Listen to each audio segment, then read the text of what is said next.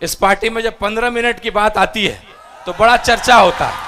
असदुद्दीन ओवैसी साहब को 15 मिनट के लिए इस देश का गृह मंत्री बना दो, 15 मिनट के लिए अगर गृह मंत्री बना दो तो आप देखो कि क्या पाकिस्तान का हालत होता है। यहां उपस्थित हैं सुबह 10 बजे से, तो मैं आपको तहे दिल से शुक्रिया अदा करता हूं और एक बार चाहता हूं कि एक बार आप अपने लिए ताली बजाएं। ये इंतजार हम लोग पिछले 1 साल से कर रहे थे। हम लोग के शेर, हम लोग के लिए गर्व का विषय, हमारे पार्टी, हमारे देश के लिए एक मिसाल कायम करने वाले ऐसे हमारे सदर बैरिस्टर असदुद्दीन ओवैसी साहब का आगमन हुआ, जिसकी प्रतीक्षा हम लोग पिछले 1 साल से कर रहे थे। आज ये मुकम्मल हुआ। इस सब के लिए आप सब लोग इस आज के दिन के लिए बधाई। और एक क्रांतिकारी दिन, एक ऐतिहासिक दिन, हर पार्टी के लोग, हर इलाके के लोग, बड़े बड़े नेताओं, चूंकि चुनाव भी सर पे है तो ये चर्चा का विषय बना हुआ है कि ढाका में जो जलसा होने वाला है इसके बाद क्या होगा, इसके अगल बगल जो विधानसभा है उसका समीकरण क्या बनने जा रहा है, इसकी चर्चा हर चौक चौराहे पे हो रही है। एक मैं आपसे आग्रह करना चाहता हूं, कुछ साल पहले आपके एक सांसद थी जिन्होंने कहा था कि ढाका मिनी पाकिस्तान है, आप सबको याद होगा। तो मैं ये चाहता हूं कि वो सांसद या उन सांसद के जो लोग हैं उन तक ये आवाज जाए कि जितना एक एक हिंदू यहाँ का हिंदुस्तानी है, इस देश भक्ति का जो है एक मुजाहरा हम लोग पेश करें। मैं हिंदुस्तान कहूंगा, आप जिंदाबाद करेंगे। कोई भारत माता की जय कहता है, कोई हिंदुस्तान जिंदाबाद करता है, कोई अपने अंदाज में अपने देशभक्ति को अपने सामने पेश करता है। सबका अंदाज अलग है लेकिन देशभक्ति वही है। तो मैं एक बार ढाका के आवाम से आग्रह करता हूं कि मैं हिंदुस्तान कहूंगा, आप जिंदाबाद करेंगे। और ये गिनती जो है हम लोग गिनने का प्रयास करेंगे कितने लोग हम लोग उपस्थित हैं। आप लोग तैयार हैं? उस सांसद को जवाब देने के लिए तैयार हैं जिसने कहा था कि ढाका मिनी पाकिस्तान है? हिंदुस्तान, हिंदुस्तान, हिंदुस्तान। हमारे अपने भी मसले हैं। आज हम तिरंगा लेकर के आए हैं, 2 दिन पहले हम काला झंडा लेकर के आए थे। वक्फ बोर्ड को लेकर के जो बात, जो संविधान का उल्लंघन करते हुए फ्रीडम ऑफ रिलीजन और राइट ऑफ इक्वलिटी, जिसकी बात हमारे सदर कहते हैं, जो बैरिस्टर भी हैं, मुझे लगता है जितना अध्ययन वक्फ बोर्ड करके लेकर के किया है हमारे बैरिस्टर साहब ने, उतना किसी ने ही नहीं किया है। तो काला झंडा भी हम दिखाएंगे। और जब वक्त आएगा, जब हमारे दुश्मन ये चाहेंगे कि कश्मीर में धर्म के आधार पे हमारे भाइयों को मारेंगे और मार करके पूरे भारत में हिंदू मुसलमान की लड़ाई करा करके, क्योंकि पाकिस्तान के पास ऐसा कोई ताकत नहीं है कि वो हिंदुस्तान का मुकाबला कर सके। केवल एक ही उन्होंने सोचा कि हिंदू मुसलमान करके हमें आपस में लड़ा करके हमारे देश में जहर फैला करके वो हमें हरा देंगे, हमें बर्बाद कर देंगे। लेकिन हमारे सदर असदुद्दीन ओवैसी साहब जैसे नेता, हिंदू समाज के भी कई नेता, उन्होंने आकर के पहल किया और फिर से ये साबित किया कि एक एक मुसलमान इस देश का उतना ही भक्त है।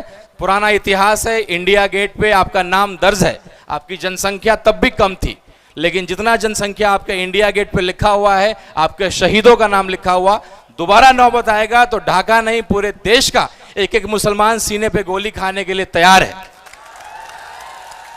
तो आज जब देश की बात आएगी, बाहरी से लड़ने की बात आएगी, आतंकवाद से लड़ने की बात आएगी, तो हमारा पूरा देश याद रखेगा, एक रहेगा और मुकाबला करेगा। ये जो कार्यक्रम का नाम हम लोगों ने रखा, जिसका नाम हम लोगों ने रखा आतंकवाद के खिलाफ ओवैसी साहब का जिहाद। जिहाद शब्द एक उर्दू का बड़ा खूबसूरत शब्द है, जिसको हम अक्सर लोग गलत तरीके से इंटरप्रेट करते हैं। जिहाद का मतलब लव जिहाद, गलत तरीके की बातें। जिहाद का असली मतलब होता है किसी भी नाइंसाफी के खिलाफ लड़ना, संघर्ष करना, कुछ गलत हो रहा हो उसके खिलाफ संघर्ष करना, तो एक जिहाद है। जिस तरीके से हमारे सदर पाकिस्तान को जवाब दे रहे हैं, एक एक बात कह रहे हैं, वो हिंदुओं का भी गर्व से सीना फूल रहा है। वक्फ बोर्ड की बात आएगी, मैं एक हिंदू समाज का लड़का हूं। जब मैं अपने मंदिर में, मैं हिंदू होकर के जब मैं अपने मंदिर में किसी को कबूल नहीं करूंगा, किसी मुस्लिम भाई को, तो मैं कैसे अपने मुसलमान भाइयों के जमीन पे और वक्फ पे कहूंगा कि आप हिंदुओं को रखिए? ये बिल्कुल नाइंसाफी है। हम आपके साथ खड़े हैं उस मसले पे। एक एक हिंदू जो किसी पार्टी का सर्टिफाइड हिंदू नहीं है, एक सेकुलर हिंदू है, जिसने ये कसम लिया है कि भाई देश की एकता को बचा करके रखेंगे, किसी पार्टी के लिए, अपना राजनीतिक रोटी सेकने के लिए हम उसके लिए इस्तेमाल नहीं होंगे। मैं चुनाव लड़ा लोकसभा का, आप सबका मुझे बहुत साथ मिला। मैं 20 दिनों में टिकट लेकर के आया, आपके सामने मैंने हमेशा इस बात को रखने का प्रयास किया। कई लोग इल्जाम लगाते हैं कि मेरे भाई भाजपा से आते हैं। मैं 20 दिनों में अपने आप को साबित नहीं कर पाया, शायद इसलिए चुनाव में अच्छा वोट होते हुए भी कहीं ना कहीं हमारे संगठन कमजोर था, सीमांचल के बाहर हम उतने मजबूत नहीं थे, तो थोड़ा सा संगठन और हमारे लोग बिखर गए। 20 दिनों में मैं समझा नहीं पाया, लेकिन पार्टी ने मेरे समर्पण को देखा, मेरे त्याग को देखा, मेरे संघर्ष को देखा। हमारे बिहार के सदर अख्तर उल ईमान साहब, जिनको हम लोग आदर्श मानते हैं, आज सिद्धांत विहीन राजनीति में एक ऐसा व्यक्ति आपके बीच बैठा है जिसको करोड़ों रुपए का ऑफर मिला, मंत्रालय का ऑफर मिला, लेकिन उस व्यक्ति ने ठोकर मार दिया मंत्रालय को और उस पद को। तो आज के सिद्धांत विहीन और भी बिहार के जो पलटू राम और ऐसे ऐसे लोगों के लिए जाना जाता है, उस जगह से एक ऐसा विधायक, एक ऐसा वफादार व्यक्ति जिसके नाम के पीछे भी ईमान है और ईमान का पक्का है, तो ऐसे व्यक्ति के अंदर काम करना मेरे लिए गर्व का विषय है। कई लोग मुझसे सवाल करते हैं कि भाई आप क्या कर रहे हैं, आप तो सियासी परिवार से आते हैं, सीताराम बाबू आप सब लोगों से जुड़े रहे, लंबे टाइम तक आपके मंत्री रहे, सांसद रहे, तो कई लोग मुझसे सवाल करते हैं कि आप बेवकूफ़ी कर रहे हैं, आप क्या कर रहे हैं। तो मैं उनको यही जवाब देता हूं कि आप वक्त का इंतजार करिए। मैं सियासी परिवार से आता हूं, मैंने इस पार्टी की ताकत को देखा है। बाकी पार्टियों में कार्यकर्ता होते हैं, लेकिन इस पार्टी में दीवाने होते हैं, और उन दीवानों की दीवानगी मैं कल रात से देख रहा हूं। कोई गया से आ रहा है, कोई रोहतास से आ रहा है, हर जिला से, सीमांचल के मेरे जितने भी अतिथि आज आए हैं, तो ये दीवानगी है इस पार्टी की। और मुझे मालूम है कि अब मैं आपका विश्वास जीत चुका हूं। मैं आपके लिए लगातार काम कर रहा हूं, चाहे लहन ढाका का मुद्दा हो, जहां पूरे गांव के साथ अन्याय किया जा रहा है, उसका सवाल लहन ढाका का किसी ने उठाया तो अख्तर उल ईमान साहब ने उठाया। एक दलित के बेटे को बिजली विभाग ने प्रताड़ित करके उसका सुसाइड करा दिया, उसका मर्डर हो गया गलत बिजली बिल वसूलने के क्रम में, उसका सवाल किसने उठाया? अख्तर उल ईमान साहब ने उठाया। आज मात्र हमारे पास एक विधायक है, इसलिए हम हर मसले को नहीं उठा पाते हैं, लेकिन मुझे पूरा विश्वास है कि अब आप लोग का आशीर्वाद हमें मिलेगा तो बिल्कुल अगला सरकार जो बिहार में बनेगा बिना AIMIM के सपोर्ट के नहीं बनने जा रहा है। 4 विधायक हमारे थे, 4 को आपने, 5 विधायक थे, 4 को आपने तोड़ा है। विधायकों को तोड़ा था, तौसीफ भाई हमारे उपस्थित हैं, तो आपने विधायकों को तोड़ा, जनता को नहीं तोड़ा है। और हमारे बड़े भाई आदिल हसन साहब, हमारे यहाँ के अभिभावक नसीम अख्तर साहब, मैं उनको धन्यवाद करता हूँ कि आपने मुझे इस पार्टी में जोड़ने का काम किया। मैं इस पार्टी के भविष्य को देख रहा हूँ।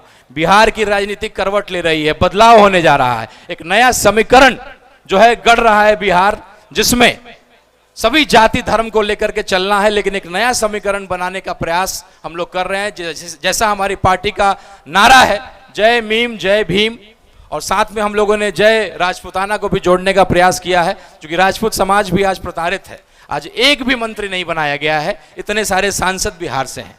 तो निश्चित रूप से मेरे राजपूत भाई और जो मेरे हिंदू समाज के लोग हैं, जो राजनीति को समझते हैं, राजनीति और चुनाव जीतने के लिए समीकरण की जरूरत पड़ती है, तो निश्चित रूप से अगर आप किसी की सेवा करते हैं, उसके दिल में जगह बनाते हैं, तब जाकर के चुनाव में आपको मेहनत करने की जरूरत नहीं पड़ती। वो परिवार बन करके वो आपके लिए काम करता है। ये वक्त आप लंबे टाइम से इंतजार कर रहे हैं। मैं आपके घर का बेटा हूँ, आपका भतीजा हूँ, हम तो रूबरू होते रहेंगे, हम लोग बात करते रहेंगे। मैं चाहता हूँ कि मैं अपना समय भी अपने सदर साहब को दूं। एक बार मैं तहे दिल से शुक्रिया अदा करना चाहता हूँ शिवहर के हमारे जिला अध्यक्ष डॉक्टर मिसबाउल हक साहब का, सीतामढ़ी के हमारे जिला अध्यक्ष जहांगीर साहब का, मुजफ्फरपुर से आए हमारे मुकीम भाई का, अफरोज भाई का, और तमाम हमारे जो संगठन के लोग हैं, परवेज भाई, मासूम भाई, और लगातार कल से उनेस भाई से लेकर के तमाम ऐसे लोग, लंबी लिस्ट है।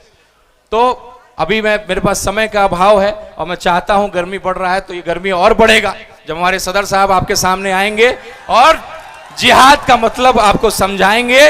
और थोड़ा सा जो मैंने जवाब उस MP साहब को दिया है जिसने इस आपके इस पावन धरती को मिनी पाकिस्तान कहा था, तो बिल्कुल हम लोग उसको करेंगे। एक छोटा सा मैसेज मेरे एक चाचा ने दिया था, तो मैं चाहता हूं उस मंच में आपको दूं। इस पार्टी में जब 15 मिनट की बात आती है तो बड़ा चर्चा होता है, तो मैं चाहता हूं कि वो 15 मिनट, मेरे एक चाचा हैं जो मुझे चाय पिला रहे थे कल, उन्होंने कहा था कि जरा सदर साहब आएंगे, उनको कहिएगा ये बात, मेरी तरफ से मैसेज दीजिएगा। तो उन्होंने यही मैसेज दिया कि अगर असदुद्दीन ओवैसी साहब को 15 मिनट के लिए इस देश का गृह मंत्री बना दो 15 मिनट के लिए अगर गृह मंत्री बना दो तो आप देखो कि क्या पाकिस्तान का हालत होता है। इन्हीं शब्दों के साथ मैं आपसे विदा लेता हूं और मुझे पूरा विश्वास है जो वादा हम लोगों ने किया था, पार्टी ने मेरे समर्पण को, मेरी मेहनत को, मेरे इसको जज्बे को स्वीकारा।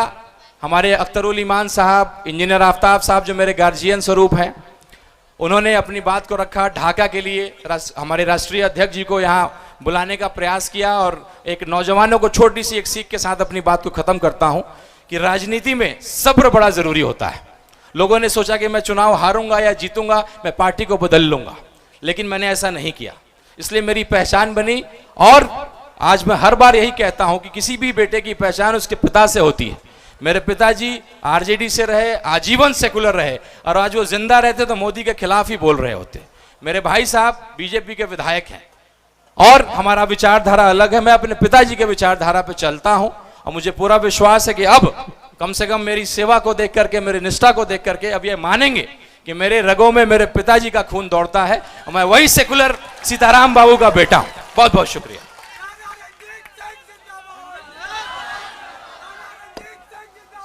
बहुत बहुत शुक्रिया। बिलाशक राणा रंजीत भाई, हमने जिस भरोसे, जिस उम्मीद से आपको अपना लीडर बनाया था, आप उन पर खरे उतर रहे हैं। बिना देर किए इस शेर के साथ मैं अपने सियासी उस्ताद, मैं नाम इस शेर में ही रख देता हूं कि शहादत का जुनू जज्बे ईमान बनता है, शहादत का जुनू जज्बे ईमान बनता है, मोहब्बत अमन और इंसाफ की पहचान बनता है। कलेजा शेर का चीते की फुर्ती जिस्म इंसा का, कलेजा शेर का चीते की फुर्ती जिस्म इंसा का, जब एक हो जाए तो अख्तरुल ईमान बनता है। मैं अपने सियासी उस्ताद को दावत देता हूं कि वो मंच